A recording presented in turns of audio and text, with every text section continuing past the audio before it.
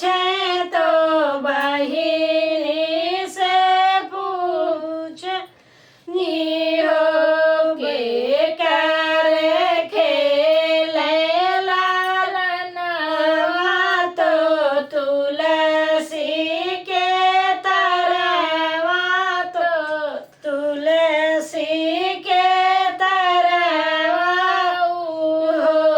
बहिनी सुंदर बाटे ललन का चेहरा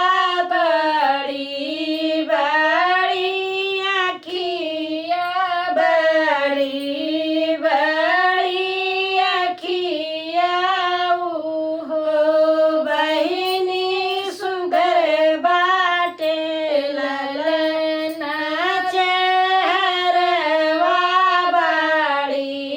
बड़ी अखिया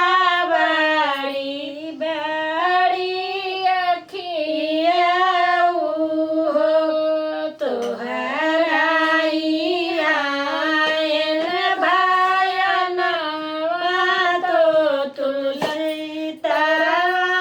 खेल तुलसी तरवा खेलाई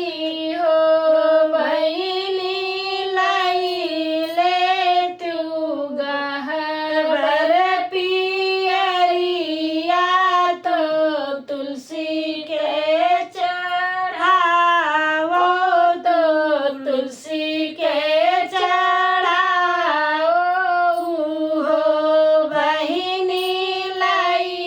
ले तू गहबर पियरिया तुलसी के चढ़ाओ तुलसी के चढ़ावा में तुलसी के